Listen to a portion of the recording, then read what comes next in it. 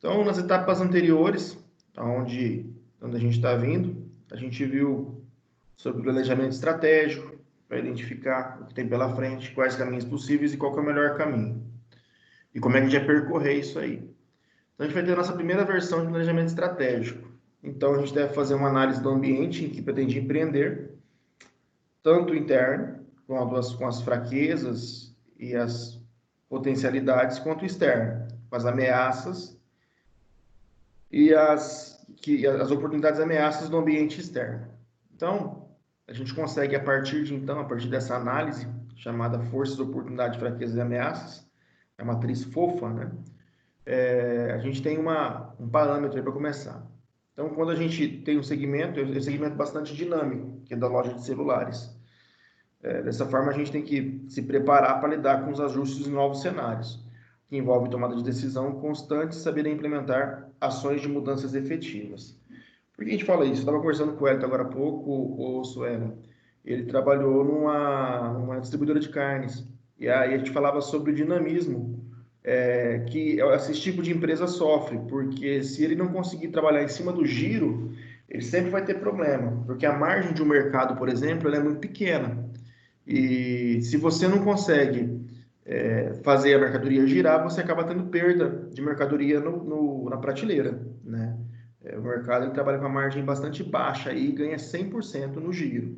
Uma outra situação que nós temos, nossa, eu tenho 3 alunos assistindo aula, tem uma moça linda assistindo aula minha. Eu tenho uma situação que é assim, na locadora. Eu tenho veículos que eles estão disponíveis para locação. Esses veículos eles são sublocados na matriz. Se eu deixo ele parado no pátio, ele me custa lá R$ 1.000 por mês. Se eu loco ele, eu tenho a possibilidade de dobrar esse valor. Mas se eu não locar, eu pago 1.000 de qualquer jeito. Então, entre não locar e locar por um valor menor, loca ele por um valor menor e faz ele se pagar.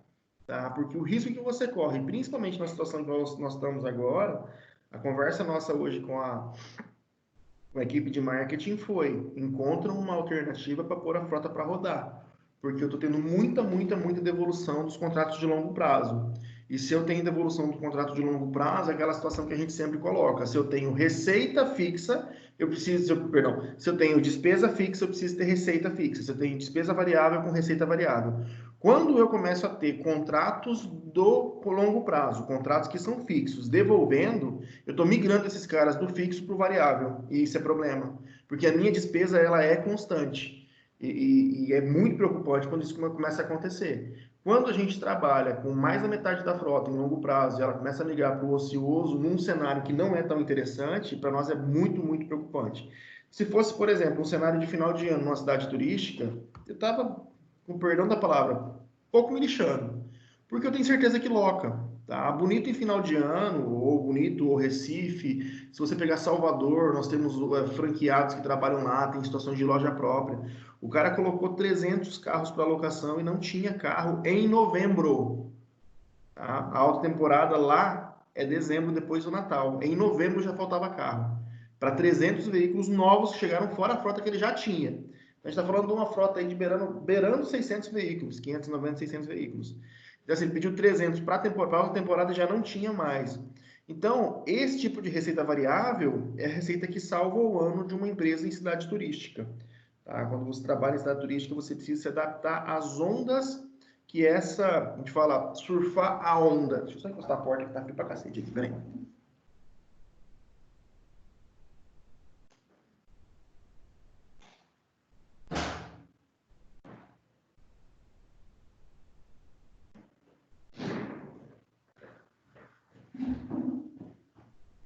Na administração, quando a gente usa uma máxima dessa de você precisa surfar a onda do momento, quando nós nos referimos à onda, não é a onda do surfista, é a onda do gráfico, tá? Então, eu tenho uma situação que a gente sempre coloca, né, que é colocar no gráfico e conseguir visualizar de uma forma mais fácil. Quando você diz surfar a onda do momento, é justamente isso, é quando o gráfico cresce, quando você consegue subir dentro do gráfico. Tá? Então, a onda do momento agora é telecomunicações. Tá? Eu conversava com uma colega que ela é da área de telecomunicações. E eles estão contratando assim, como em dezembro. Tá? Março foi melhor que dezembro para eles. Por quê? Leitura de cenário. Se eu vou ficar em casa, eu preciso ter uma internet boa. Se a minha internet não está funcionando, se a minha linha telefônica não está boa, eu preciso de uma linha telefônica legal, porque eu vou trabalhar home office. E se eu não conseguir trabalhar home office, eu vou ficar desempregado. Então eu trabalho convergendo as minhas receitas e as minhas economias para investimento na área de tecnologia e na área de comunicações. Tá? Então, se meu computador estava com um problema, eu conservo esse computador, boto ele para rodar. Se o meu celular é obsoleto, eu preciso de um celular legal, porque eu vou ter que trabalhar com esse tipo de situação em que nós estamos. Eu estou trabalhando com vocês nessa ideia de aula à distância. Então, se a câmera do celular não conseguir transmitir uma imagem legal, se o meu áudio não ficar bom, tanto para trabalhar quanto para estudar, eu vou precisar ter isso. Então, as empresas que trabalham com telefonia e trabalham com telecomunicações, elas estão vendendo assim absurdamente. Oi, Vivo, Claro, são as que mais estão trabalhando aí de vento em polpa, né? E uma série de promoções que acabam surgindo. Então, a gente precisa entender por que o mercado está se comportando assim, tá? Sempre há uma explicação plausível para isso. Então, a gente tem aí uma série de situações. Nessa sessão, a gente vai ter acesso a um momento atribulado, em que os estudos administrativos identificam que todas as teorias desenvolvidas até aquele ponto estavam certas, pois estudam fenômenos reais que foram capazes de proporcionar soluções. O problema foi a incompreensão do que outras variáveis integradas impactam no desempenho organizacional e causam impactos umas nas outras. Portanto, o objetivo dessa sessão é apresentar a você o esforço da teoria crítica para combinar as ideias racionais e humanísticas, defendendo que as teorias anteriores usavam o radicalismo excessivo. Assim, você poderá desenvolver competências para entender as bases históricas e evolução da teoria da administração e conhecer as abordagens estruturalistas, que reconhecem a empresa como parte de um sistema aberto. Tá? Aqui a gente vai começar a falar um pouquinho sobre know-how. Tá? O que é know-how? Fala sobre as experiências. É o valor agregado da experiência de um profissional. Tá, senhor, mas e aí? O que você quer dizer com isso? Onde é que entra o valor agregado da experiência de um profissional? Por que um administrador com 10 anos de experiência, que já geriu uma multinacional, ele tem um salário um pouco maior do que um cara que formou há 2 anos, trabalhou sempre em empresas menores? Porque o nível de problemas que esse cara resolveu são muito maiores do que o cara de uma empresa menor resolveu. Tá? Essa experiência com problemas, cara, de alta complexidade, elas fazem os cabelos da cabeça cair. Mas elas te dão. É verdade. O nível de estresse que a gente trabalha é muito alto. É muito, muito, muito alto. Mas você acostuma a resolver problemas complexos. Tá? E não pensa que eu estou no topo da cadeia alimentar, não. Eu sou só mais um. Tá? Eu trabalho hoje numa empresa, a gente gera uma frota de mais de 200 veículos.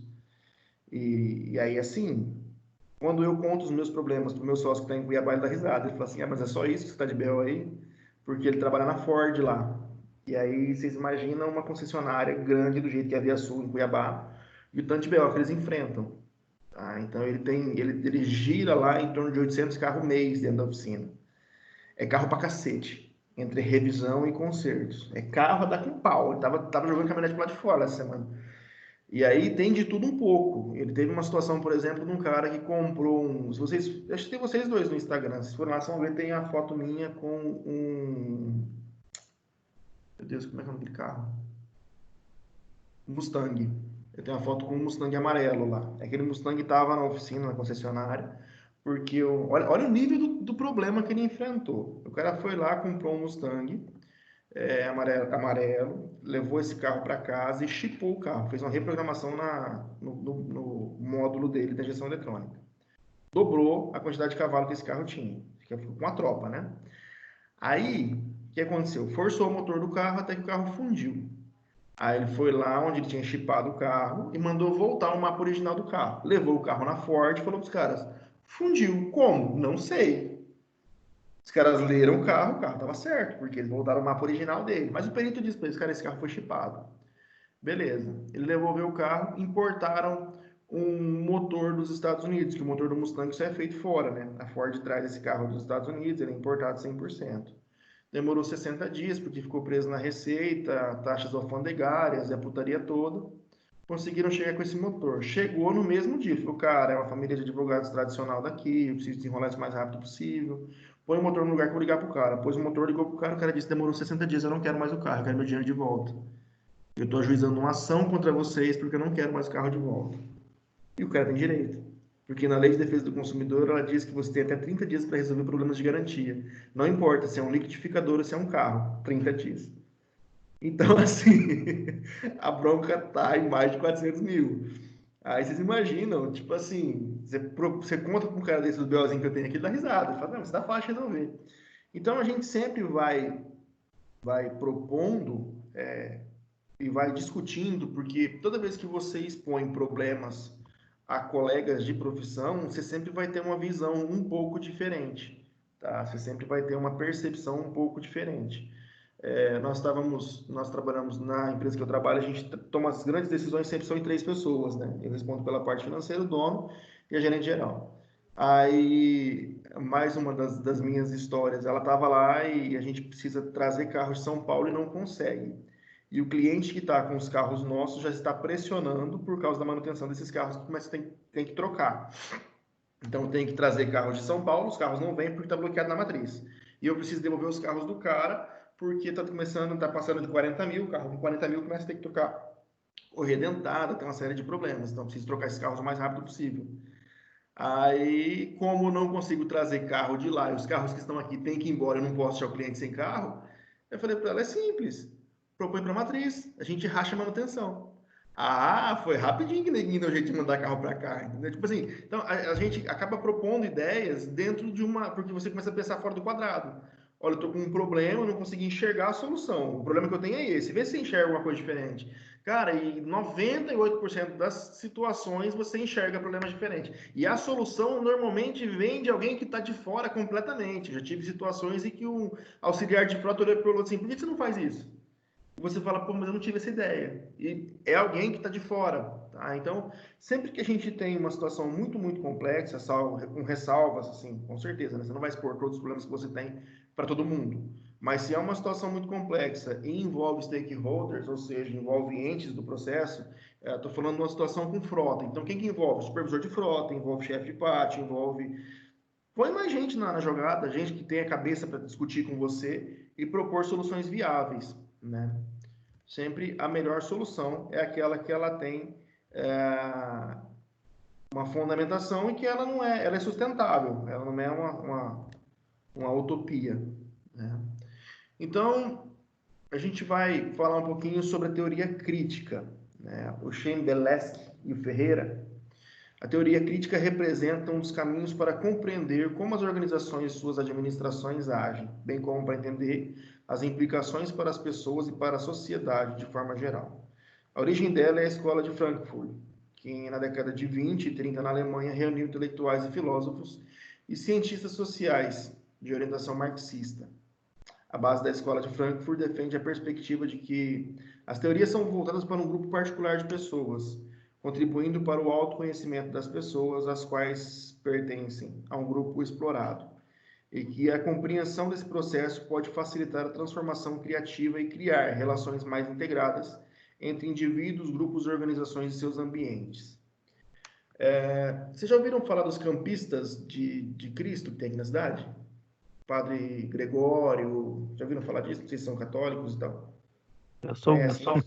Não? Você conhece? Você é campista?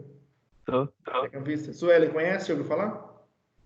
São os acampamentos.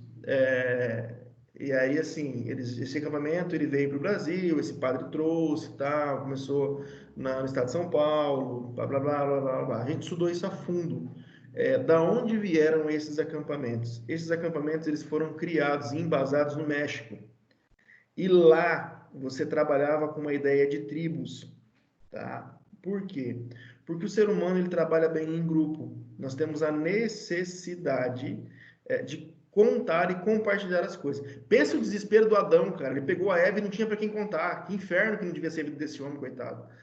Então, assim, a necessidade apontada nesse caso é assim, é, ao juntar essas pessoas em tribos e trabalhar com um grupo de 12 pessoas, a simbologia dos 12, os 12 discípulos depois, enfim, O treinamento ele foi orientado para empresas.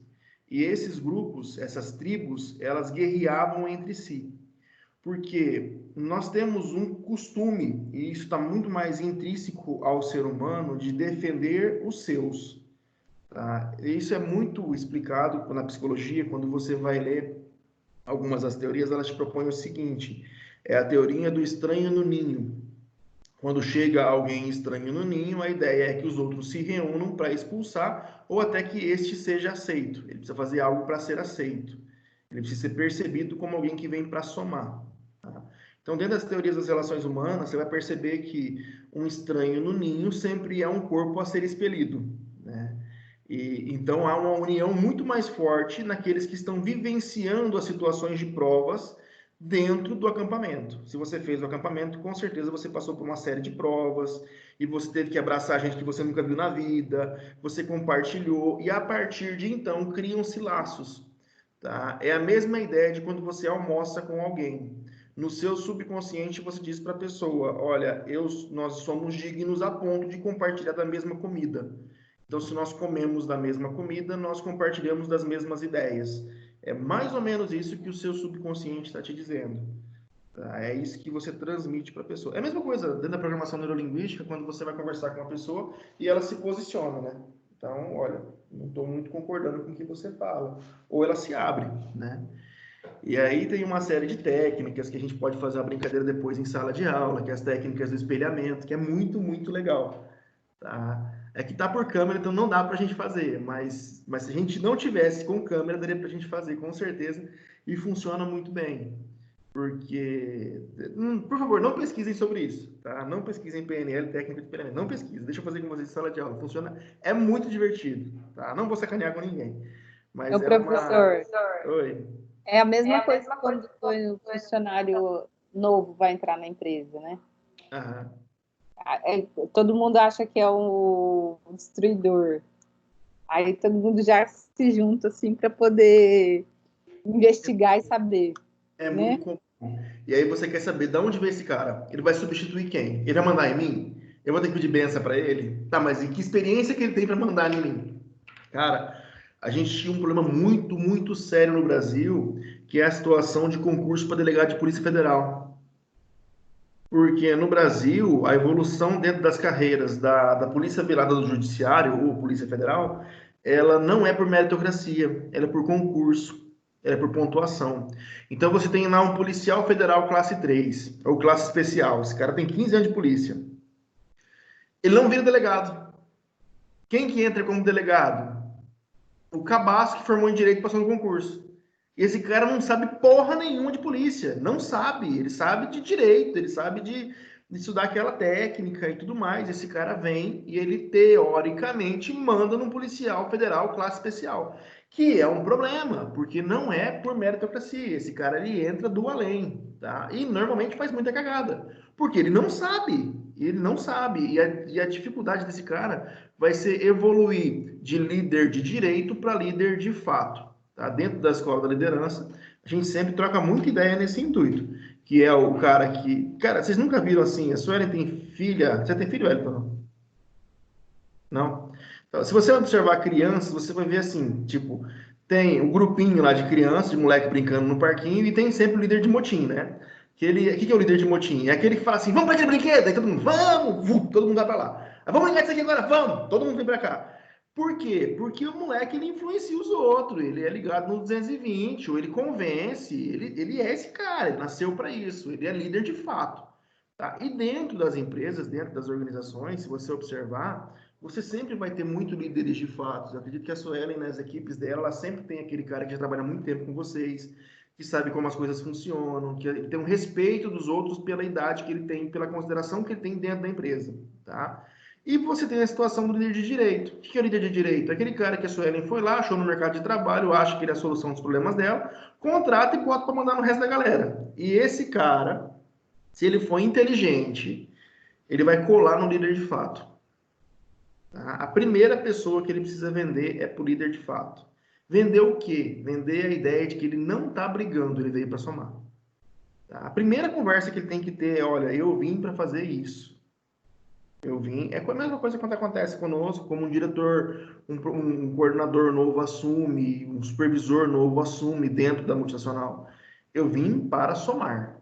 E eu vou precisar fazer algumas correções, enfim. Mas eu vim para somar com vocês, não estou aqui para brigar com ninguém, mas a gente vai ter que adequar algumas situações. Cara, e vim adequando. Nós tivemos uma situação na empresa de fusão. Tá? Quando houve uma compra de uma multinacional, comprou a marca Unidas, né? Englobou ela. Antigamente era Locamérica, a Rice, a Unidas, a National, a Alamo, e tudo virou Unidas, tá? Com a Locamérica como majoritária. E a Locamérica, ela é uma empresa mineira, a Unidas estava com sede em São Paulo, e aí teve que reprogramar uma sede em BH, e uma série de parâmetros mudou, tá? Com essa aquisição que foi feita. Uma série de coisas mudou, a gente está passando por transformação até agora. Essa mudança começou no ano de 2018, finalzinho de 2018, começou a mudança, em fevereiro, em março de 2019, oficializou, veio a logomarca nova, e as viradas de marca elas estão acontecendo agora nas lojas, a gente está pintando loja agora, e muita coisa mudou. E a gente teve que pensar de maneira diferente, porque algumas coisas mudaram para melhor, algumas coisas mudaram para pior, mas a gente enxerga no todo como algo muito positivo. Tá? É uma reprogramação para melhor. Então, essa imagem ela precisa ser vendida aos stakeholders. Tá? Sempre que eu falo stakeholder, eu falo a todos aqueles entes do processo, né? Sejam eles fornecedores, sejam eles clientes, sejam eles colaboradores. Então, todos eles precisam entender que o processo, ele é um processo que vai levar algum tempo, ele vai encher um pouco o saco, mas ele é para o bem da instituição, tá? Eu tinha muito esse tipo de situação quando trabalhava na Exclaim, na Invictus, que são empresas de tecnologia de informação, que a gente trabalhava com venda de sistema, porque é muito fácil você vender um celular para o cara, olha, esse aqui é o iPhone, ele é um celular fabricado pela Apple, ele tem isso, usa, pode usar, pega, liga para alguém, testa, vê a câmera. Como é que você vende o sistema para o cara? Se ele não pode pegar, se ele não pode cheirar, se ele não pode dar uma voltinha, que nem ele faz com o carro. Então, você precisa explicar para ele quais processos ele vai conseguir diminuir se ele adquirir o sistema. Quais tipos de informação ele consegue. E aí, assim, com o tempo, e aí a gente volta na situação de know-how, que são as experiências, aquilo que você já vivenciou. Com o tempo, você percebe que é perfil de empresário, ele vai investir naquilo que é mais rentável para ele. Tá? Não importa, eu estou pouco me fudendo se o teu sistema ele é bonitinho, ou se o ícone pisca, ou se tem um solzinho, lá. Cara, se ele for quadrado, e se ele me der a informação que eu preciso, ótimo, tá? É isso que eu preciso. Isso é perfil de empresário que vivencia mercado. Ele quer saber de resultado. Esse cara quer saber de dinheiro na conta dele no final do mês.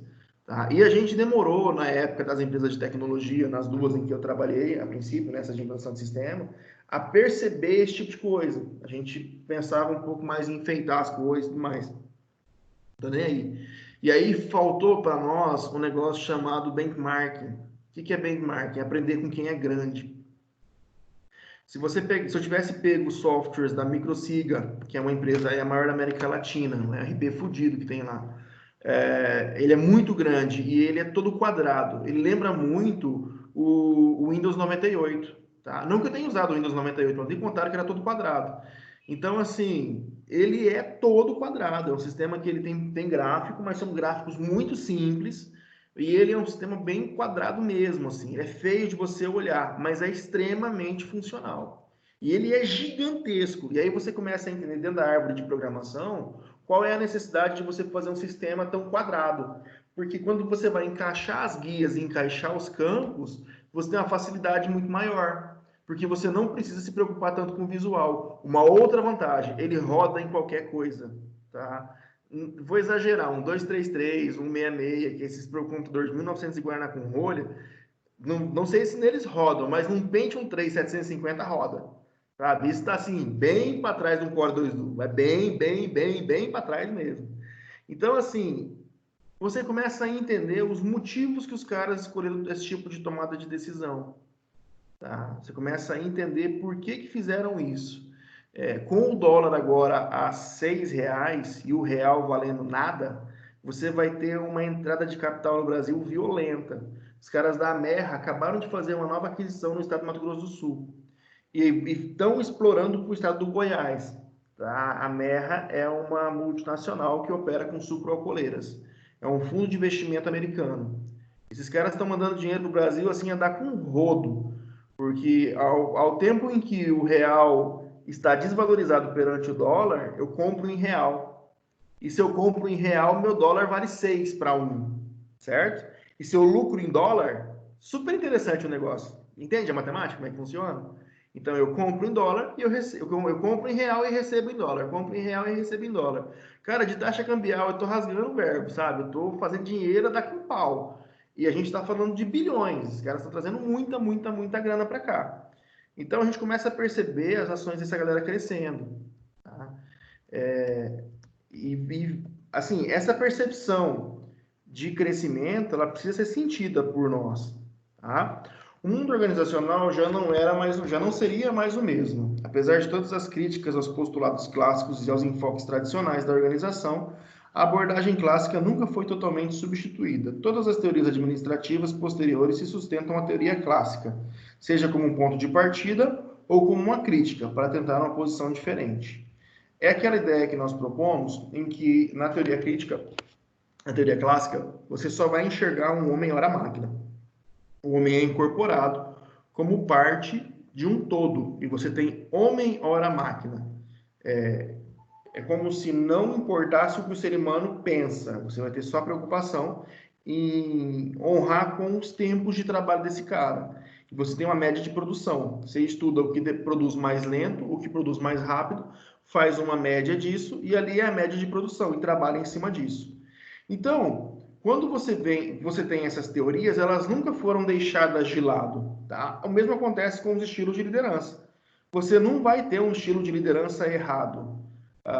O presidente Jair Bolsonaro tem um sistema de liderança que ele é autoritário, ele é totalitário. Então, assim, ele manda demais. Cara, mas num lugar onde você tem gente tentando te enrolar o tempo todo, às vezes você precisa dar um tapa na mesa e falar, velho, o negócio aqui é o seguinte, não é essa zona que você está achando que é, não. Tá? E em dado momento, por ser um setor político, você precisa barganhar. Tá? Então, a ideia situacional do ir e voltar, essa ideia do morde-a-sopra, é difícil, é complicado. Só que, cara, se coloca no lugar desse cara. Tem um filho que fez uma cagada lá, enfim, cara, é um setor muito podre, é um setor muito difícil de lidar. Mas se coloca no lugar dele. Cara, se você pegar os últimos 4 presidentes americanos, os últimos 4 presidentes brasileiros, se você olhar para esse cara, quando ele tomou posse, quando ele deixou a presidência, é aparente o envelhecimento dele. O cara envelhece 20 anos em 4, porque o cargo consome demais, a cabeça do cara não desliga. Infelizmente, o nosso presidente, que pegou um país falido e que está tentando fazer o que é possível no meio de uma zona que está agora, ele vai envelhecer 20 anos em 4 ou em menos. Em 2 anos, aí você vai ver esse cara sucumbindo. Por quê? Porque exige mais. Tá? E aí a gente tentando puxar o tapete dele o tempo todo. Não sou a favor nem contra, mas assim, a gente precisa enxergar ele, enquanto administradores, como alguém que está tentando fazer alguma coisa. Ele poderia renunciar, como os ministros dele fizeram. Tá? Ele poderia se acovardar e falar assim, olha, não quero saber dessa porra mais, se vira, se quer se resolver isso aí, se resolve, a bola é minha, eu não vou jogar mais. Poderia, porque tá uma zona. Mas ele tá tentando resolver. Então, assim, a gente precisa entender esse cara que pegou uma empresa falida. Tá? Ele pegou uma empresa falida, com sérios problemas com os devedores, e está tentando fazer a coisa acontecer. Vamos lá. Os autores neoclássicos não foram propriamente uma escola bem definida, mas um movimento relativamente heterogêneo, ou seja, todos caminhavam para o mesmo rumo, né? Recebe várias denominações, como, por exemplo, escola operacional, escola de processos administrativos, tem uma nomenclatura. A neoclássica se caracteriza especialmente pela ênfase na prática da administração, a reafirmação relativa dos postulados clássicos, pela ênfase dos princípios gerais da administração, nos objetivos, nos resultados, nos ecletismos dos conceitos. Tá? Então, a gente sempre coloca que a formação de um administrador vai do alfinete ao foguete, passando por pequenas cirurgias. Porque a gente aprende de um todo. Tá? Nós somos uma classe que é especialista em processos, tá? Que conhece um pouco de gente, mas não é psicólogo, que entende um pouco de engenharia e entende de produção, mas não é engenheiro, que entende de números, entende de contas, mas não é matemático, nem é contador, Então, assim, então você entende de tudo um pouco e de nada um todo? Não, a gente entende de tudo um pouco, de tudo um pouco. Por quê? Porque a gente precisa ter uma visão que nós chamamos de visão holística. Nós precisamos entender o processo como um todo. Tá? O Marcelo, o meu sócio que está em Cuiabá, por várias vezes ele levantava da mesa e ficava andando em volta da mesa, ficava louco com aquilo. Mas era uma forma que ele encontrou de despertar o cérebro dele. Porque a nossa cabeça, se você pesquisar um pouco sobre isso, você vai perceber que a nossa cabeça ela desliga a cada 15 minutos. Tá. Então o professor Anderson ele é engraçadinho, ele conta piada pra gente no meio da aula de graça, porque ele é palhaço? Não, é porque você desliga. E se eu não fizer uma graça, se eu não der um tapa no quadro, se eu não fizer alguma coisa, você desliga e aí, velho, tua cabeça vai para longe. Aquela formiguinha que passou na parede, ela fica tão interessante e o gordinho falando foi para cá do chapéu. Entendeu? Então, assim, a minha intenção sempre que a gente faz uma graça, sempre que a gente chama, é chamar a classe de volta. Ah, professor, mas por que você está me dizendo isso? Porque você vai mexer com negociação. E você precisa entender que o teu cliente, o nome dele é o som mais gostoso que ele gosta de ouvir. Tá? Eu tenho um esforço para decorar o nome de todos vocês, de todos os alunos que tem, aos quais eu dou aula, porque para mim é mais fácil trazer você de volta para a sala de aula quando eu te chamo pelo teu nome. Tá? Então, assim, professor, mas é sacanagem você fazer um negócio desse. Não, isso é técnica. Isso é técnica, porque... Professor, Ah, uma vez eu fui com uns amigos, naquele Tida, né? Aí tinha uma menina, era muito foda. Uma vez só que ela chegou, apertou o nome de cada um. E toda vez que ela vinha, ela falava. Cara, você ficava totalmente, sabe? é Não incrível, né? tem uma vez só, sabe? Falei, cara, e é diferente quando a pessoa te atende assim, chamando pelo seu nome, né? Deixa pelo Bem nome. diferente. É muito massa, né? É gostoso, cara. E aí você aprende que existe técnica para isso. Tá? Existem algumas técnicas. Eu fiz alguns treinamentos que a gente trabalhava PNL e os caras falam. Então, assim, a Suelen eu já conhecia, o Wellington, eu tenho um grande amigo chamado Wellington, que parece um pouco com você, inclusive, e também fica fácil. Tá? E a gente vai associando, existem algumas situações de associação. Mas o teu cérebro, ele sempre vai enxergar de maneira aquilo que mais chama a atenção para ele. Tá? Por que a gente fala assim, quer chamar a atenção, bota uma melancia na cabeça e sai na rua? Por quê? Porque é uma cena inusitada. E o teu cérebro, com toda a certeza, ele vai gravar isso. Tá? Eu tenho de cabeça o sistema digestivo, porque eu tinha um professor de biologia que era muito, muito, muito foda. E ele fez pra gente uma animação com o sistema digestivo. E eu consegui decorar isso. Isso foi, cara, alguns dias atrás, entendeu? E a gente acaba decorando. Eu tenho um professor de história também, o professor Alessandro, um cara fantástico. Ele deu pra gente uma aula sobre história do Brasil que ficou, cara, me marcou demais. Eu olhei e falei, cara, se um dia eu for palestrar, eu quero falar igual esse cara, porque era muito legal o jeito que ele falava, era muito interessante a forma que ele propunha as coisas. E ele entrava na história. Para contar a história do pau-brasil, por exemplo, ele explica por que a cor vermelha era tão interessante. Porque era uma cor da luxúria. E ele tinha uns cheio de trejeitos, assim. Ele falava, imagina eu com um manto vermelho passeando pelos palácios de Portugal, e não sei o que, não sei o que. Cara, aquilo você enxergava, assim, era muito massa assistir aquela aula, era uma aula muito gostosa de assistir, porque você enxergava o que o cara queria te transmitir. Então, o bom administrador, o bom líder, é aquele que ele é primeiro um vendedor de ideias. Pensa que nós vamos sempre ter que trabalhar com gente. E se eu preciso trabalhar com gente, eu preciso que essas pessoas acreditem em mim. Tá? Não sei da orientação religiosa de vocês, mas é muito mais fácil você acreditar num cara de terno e gravata do que acreditar num cara de bermuda e camiseta, concorda? Regata, palestrando. A não ser que o cara de bermuda e camiseta seja um PhD de Harvard, e aí ele tá cagando para a roupa que ele usa, porque ele é o que ele é, e você já tá sabendo quem ele é. Tá? Eu fui numa palestra da computação uma vez, o cara tava de terno e gravata, uma xuxinha na barba e uma xuxinha no cabelo.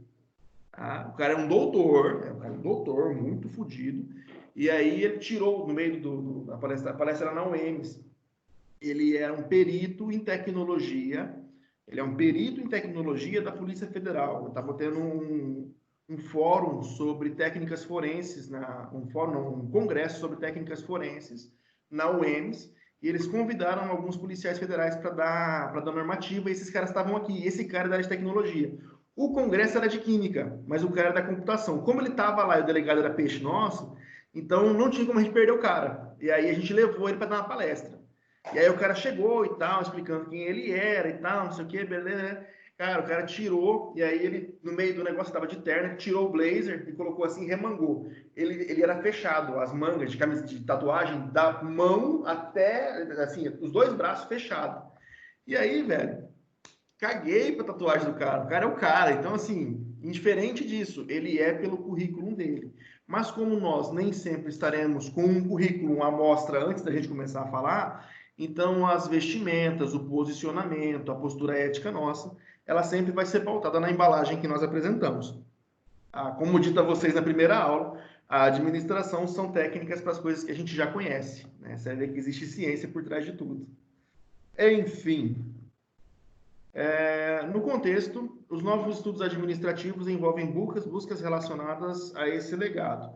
É o momento pré-sistema e o neoclássico. Então, a gente tem um conceitual. A tentativa de conciliação entre integração dos conceitos clássicos e humanísticos, a visão crítica do modelo burocrático e a ampliação da abordagem da organização envolvendo o contexto ambiental e as relações interorganizacionais, variáveis externas, além de um redimensionamento das variáveis organizacionais internas e o avanço rumo à abordagem sistêmica. São aspectos que marcam a teoria da administração. Em resumo, o estruturalismo representa uma trajetória à abordagem sistêmica. Então, eu começo a entender que a administração ela é uma ciência, então ela precisa ser estudada, parametrizada e experimentada. Eu tenho uma teoria sistêmica que vai me dizer isso. Eu tenho uma teoria humanística que vai me lembrar que eu mexo com gente. E se eu mexo com gente, eu preciso me preocupar com essas pessoas, que as pessoas elas têm pensamentos, sonhos, aspirações, necessidades, e elas precisam ir além disso. Tá? Elas precisam ter um norte, ter uma meta, ter um resultado, ter alguma coisa à frente para pensar. Tá? Por isso que hoje se fala tanto em coach. Já fiz coach, adoro coach, não sou contra o coach, mas eu sou contra o cara que se intitula coach sem ter bases teóricas e científicas para isso. Tá? É o cara que virou youtuber. Tá? O que você é? Eu sou youtuber. Legal que você é youtuber. E o conteúdo que você apresenta no youtuber? Sei lá, eu falo umas besteiras lá e o povo me aceita. Então, assim, você vai passando de algo cada vez mais vazio. Então, nós nos preocupamos com o tipo de formação que nós vamos, o tipo de legado que nós teremos aí dessas séries iniciais, né? Dessa galera aí que hoje é youtuber. E aí nós vamos fazer o que com esses youtubers no futuro? O cara virar youtuber pro resto da vida, né? Então, haverá com certeza uma carência de médicos, engenheiros, por que não professores, administradores, contadores, psicólogos, enfim, gente que sabe lidar com gente.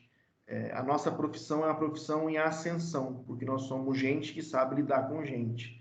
E depois de formados, com certeza, o pessoal que optar pela área da psicologia mesmo, tá? Aprender cada vez mais dentro da psicologia organizacional, é o profissional que ele vai ter cada vez mais espaço, porque saber lidar com as pessoas, saber como elas pensam, é algo fantástico.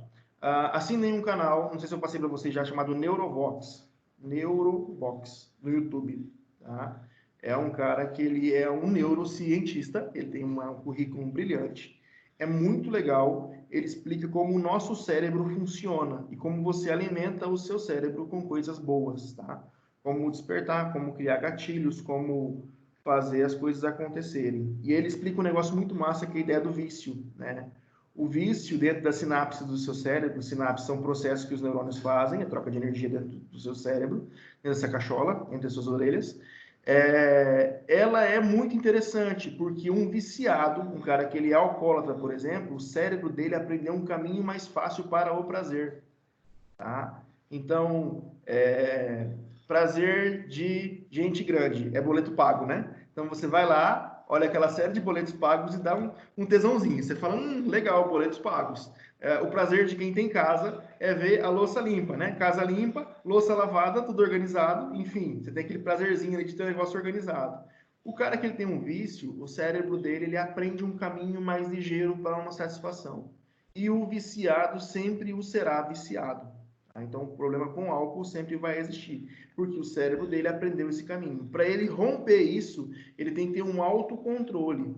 Tá? Isso pode estar começando lá numa sessão de ansiedade, pode ter uma série de outros problemas que acabam ocasionando esse desespero, e ele usa esse gatilho do álcool como algo para sair desse foco. E aí você vai ter, tipo, o alcoólatra, o cara que é creptomaníaco, o cara que é viciado em droga, uma série de situações que disparam, e aí ele aprendeu, o cérebro dele aprendeu isso, e aí a dificuldade dele de controlar, de não ir para esse caminho, de tomar um caminho diferente. E aí você começa a trazer isso para a nossa realidade, e você percebe que nós temos pequenos vícios. Tá? É o cara que acorda, ele bota o despertador, e eu me encaixo nisso perfeitamente. Meu despertador ele acorda às 6 horas da manhã, eu boto mais 15 minutos, e depois mais 15, e depois mais 15, e aí eu levanto desesperado porque eu tô atrasado, eu preciso ir embora, eu preciso correr, aí eu saio correndo. E aí eu, tipo, saio sem tomar café, e, enfim, aí uma série de coisas acontecem porque eu tomo essa iniciativa de ficar dormindo de 15 em 15 minutos. Cara, pra quê? Qual a necessidade que a gente tem de fazer isso? E no teu subconsciente você acostuma a fazer isso, tá? Você acostuma a fazer e a criar esses pequenos hábitos aos quais você poderia substituir. Eu poderia utilizar meia hora do meu dia para fazer uma coisa mais interessante. Eu poderia ler, eu poderia me exercitar, eu poderia fazer uma série de outras coisas que vão criar uma situação de saciedade muito maior. Tá? Mas eu preciso me preocupar com isso, eu preciso me reprogramar. E é nessa linhagem que os coaches trabalham. Tá? Eles começam a enxergar você enquanto um caniço pensante. O ser humano é um caniço pensante, é um animal que ele tem, diferente dos outros animais, a possibilidade de tomar decisões sobre o destino dele. Tá? Mesmo que a tomada de decisão dele seja não tomar decisão de porra nenhuma. Eu resolvi dormir e eu vou dormir hoje o dia inteiro, e foda-se. Tá? Porque essa é a minha decisão. Mas eu tomei a decisão. Eu arquei com as consequências de dormir o dia inteiro. Tá? Então, um gato, ele nasce gato, ele morre gato. E ele gateia nesse período todo. Qual é a função do gato? Dormir de dia e fazer farra de noite. Se tiver no céu é um inferno que ninguém dorme, né? Então, assim, o gato, ele gateia. Ele nasce programado com todas as condições que ele tem para ser gato. E aí, ele com essa condição dele ser gato, ele nasce desse jeito, enquanto o ser humano não. O ser humano, ele, se você pensar na ideia de que você nasce e envelhece, então você nasce pronto e se destrói ao caminhar, né? Eu não. Eu penso que eu, Anderson, no ano de 2020, estou com 30 e alguns anos, né? E eu sou a minha mais nova versão, recalchutado, né? Com cabelos nascendo agora, olha só que lindo, estou na área de reflorestamento, meu cabelo está crescendo. Então, assim, está ocorrendo um êxodo, né, do meu cabelo, ele está voltando para a cabeça. E eu acredito que eu sou a minha melhor versão. Tá? Por quê? Porque eu venho agregando. Então, o que vocês vão ver são vivências que eu já tive de outras experiências. Então, eu sou a minha mais nova versão. Não inédito, tá? Mas eu sou a minha mais nova versão. Porque o que vocês viram são vivências de outras experiências, mas eu sou a minha mais nova versão. Tá? As pessoas atuam isoladamente, mas por meio de interações com outras pessoas, para poderem alcançar os seus objetivos. Nas interações humanas, as pessoas se influenciam mutuamente. São as relações sociais. As organizações são sistemas cooperativos que têm por base a racionalidade. Uma organização somente existe quando ocorrem conjuntamente três condições: interação entre duas ou mais pessoas, desejo e disposição para a cooperação e finalidade de alcançar um objetivo comum. Tá? A organização oferece incentivos para obter a cooperação das pessoas em todos os níveis hierárquicos. Dentro desse esquema, cada pessoa precisa alcançar os objetivos organizacionais para manter ou crescer na organização, seus objetivos pessoais, para alcançar as suas satisfações. Para Barnard, as pessoas precisam ser eficientes e eficazes para sobreviver a esse sistema. Então, você precisa de um posicionamento. A nossa organização, ela tem objetivos, ela tem objetivos e metas claros, tá? E isso precisa estar evidente onde nós queremos chegar. E aí eu coloco os seus objetivos dentro dos objetivos da organização. Eu tive um patrão que ele fez eu fazer um consórcio de um carro uma vez. Cara, eu não sabia porque aquele cara fez isso comigo. Eu fiquei emputecido com ele porque eu não tinha dívida. E eu passei a ter dívidas. Tá? E aí um dia ele sentou comigo e me explicou. Eu fiz você ter dívidas porque eu tenho dívidas. E se você trabalha para mim, nós precisamos pensar parecido. E se você não se importa em perder um cliente, eu me importo em perder um cliente. Então, nós precisamos pensar, você precisa pensar como eu penso. Se você tem um consórcio agora, a parte da sua renda está comprometida.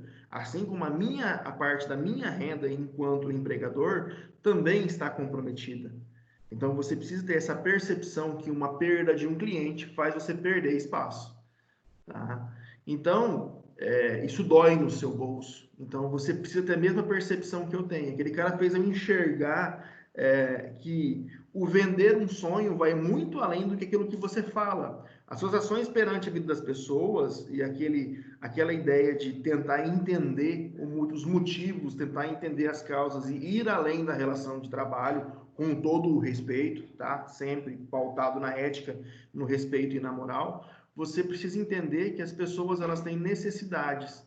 E se você sana essas necessidades, eu era só um menino de 18 anos na época, foi há um ano atrás, né? Então, assim, a nossa preocupação, ela sempre vai ser em aspirações, em metas, em fazer as coisas darem certo. Porque se as pessoas se enganjam na mesma métrica que eu tenho, se nós conseguimos uma cooperação, a nossa preocupação com o agora, ele se torna obsoleto.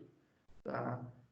Se a gente sempre mirar, vocês enquanto acadêmicos, eu enquanto docente, se a gente sempre mirar a colação de grau de vocês, um novo momento no mercado de trabalho, um diploma de nível superior, uma nova colocação, uma nova forma de enxergar as coisas dentro da minha empresa, enfim, são coisas que ficar numa sexta-feira à noite ouvindo um cara falar, vai ser irrisório, vai ser até divertido de vez em quando, né? Então a gente sempre precisa enxergar um pouco adiante, colocado para nós que administrador é aquele cara que enxerga além de um palmo na frente do nariz, né? É um conceito que eu gosto muito, que administrar é ver ao longe e trabalhar para que você alcance aquilo, né?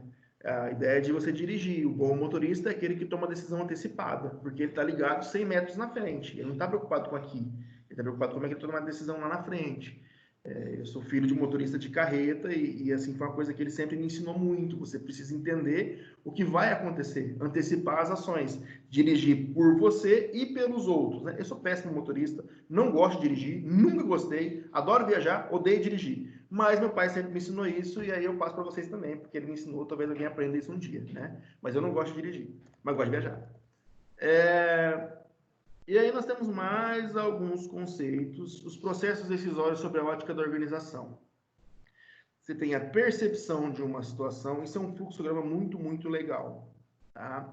Trabalha-se isso dentro de um método chamado MASP, que é um método de análise e solução de problemas. Vou compartilhar com vocês a minha tela, que acho que é mais fácil a gente conseguir enxergar. Tá? É bem legal e bem dinâmico. Então, tem a percepção de uma situação, eu tenho a análise e definição do problema. Por quê? Porque eu tenho uma diferenciação de problema e de preocupação. Tá? E aí tem uma dinâmica que a gente vai fazer em sala de aula ainda, eu acredito que a gente consiga retomar e fazer isso em sala de aula, que é a definição do que é um problema. Acho que eu trabalhei com vocês nos primeiros dias de aula. A gente falava sobre a empresa que ela não conseguia atender os clientes porque os computadores não funcionavam. Tá? E aí você vai para a definição do teu problema. O computador não funciona, os computadores não funcionam, o cliente sai daqui irritado. Então, eu tenho um cliente irritado porque o computador não funciona. E aí você vai estreitando a relação. Mas os computadores não funcionam porque eles são lentos, eles estão travando. Não é bem isso. Eu tenho um sistema que ele tinha que funcionar por rede, ele funciona por DHCP, ou seja, ele roda em cima de uma plataforma externa, né, eu uso internet para trabalhar, o banco de dados dele não é local, e aí eu tenho um problema que às vezes, esse sistema cai. Então não são os computadores que travam, é o sistema que não tem estabilidade, você tem uma instabilidade no teu sistema. Então eu defino os meus objetivos. O meu objetivo nesse caso é pôr o sistema para funcionar de maneira estável. Tá? Quais soluções eu tenho? Troco os computadores, troco os funcionários, troco a rede, mando refazer a rede. Enfim, dessas soluções, quais são plausíveis? Quais são fáceis de fazer? E dessas soluções, qual é a mais barata? Por onde eu começo? Sempre pelo que é mais barato.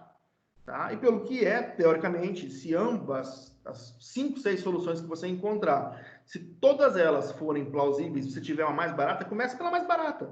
Tenta a mais barata, porque se você conseguir matar com a mais barata, você economizou dinheiro. E o recurso mais barato que existe, mais uma das máximas da administração, o dinheiro mais barato que existe, qual é? Qual é o dinheiro mais barato que existe no mercado? Qual que é o dinheiro mais barato que existe no mercado, gente? É da financeira, da factoring, do banco, do cheque especial? Qual que é o dinheiro mais barato que existe no mercado? À vista? É o que está no teu bolso. É o teu. É por ele que você tem que lutar. Porque ele já está ganho. Você não precisa pagar para ninguém. Ele já é seu. Se você precisa poupar ele. A ideia é de tio Patinhas, né? O meu rico dinheirinho. E com o seu rico dinheirinho, você mantém ele no bolso, você faz ele trabalhar para você, gerando novas fontes de renda. Tá? Então, se você consegue economizar, tem que parte-se da solução mais barata. Tá? Avalia e compara essas alternativas, escolhe uma e implementa. E percebe de novo a situação. Tá? Você percebe que a vida é um círculo, né? Como diz o cara lá no Não Se Beber, Não Se Case. A vida é um círculo. E você precisa estudar ela enquanto círculo. Né? Ok. Deixa eu pegar aqui. A gente tem um assimila. Para uma mudança aconteça de fato, as novas ações devem surtir efeito na situação atual. Então, caso isso não ocorra, então não aconteceu a mudança. Esse fenômeno é possível quando as ações de mudança são impactadas por forças positivas, que impulsionam e favorecem a mudança, de forças negativas, que restringem e impedem que a mudança aconteça.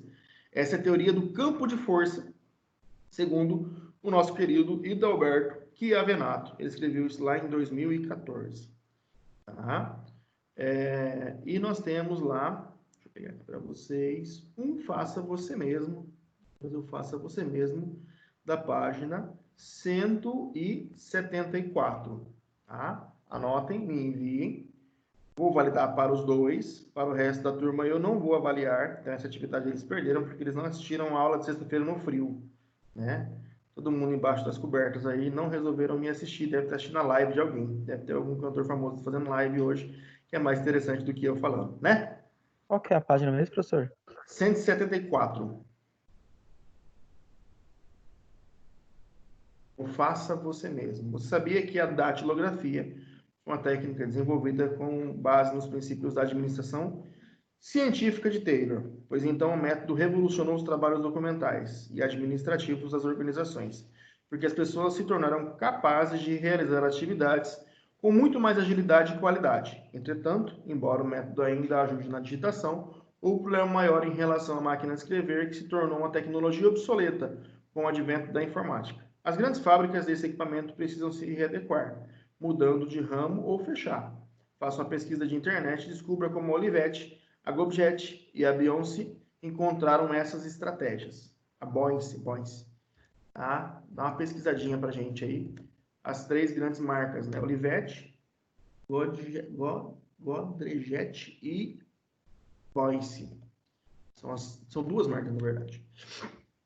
Esses caras, eles fabricavam máquinas de escrever antigamente e eles acabaram se reinventando.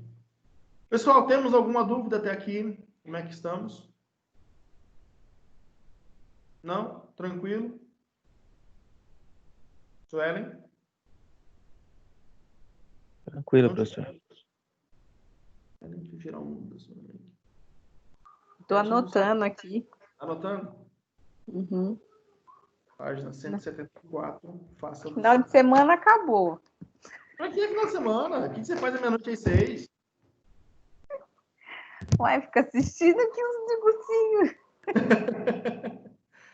Beleza? Não, agora eu falei semana que vem, amanhã eu vou sair, vou na papelaria, comprar um negócio, fazer um quadro e dividir minhas 15 horas. Tudo, vou fazer tudo no cronograma. Acordar 7 horas, ler uma página de um livro, 8 horas, ir trabalhar e vou comer. Funciona. Pega um livro chamado O Poder do Hábito. Se você não puder pegar o livro, pega lá no Resumo Cast, que é uma página de resumos de livros, muito interessante. Resumo Cast. É muito legal. E você consegue armazenar essas informações aí. Você consegue se reprogramar. Tá? O Poder do Hábito é muito legal. Ele fala em 21 dias, tá? Tem gente que vai falar em 30, 40 dias. Mas em 21 dias, você consegue se reprogramar e funciona muito bem. Beleza? Beleza. Beleza. Fechou? Obrigado. Até Falou. Até mais. terça-feira, nessa mesma bate-hora, nesse mesmo bate-local. Tá bom, professor. Obrigada. Valeu.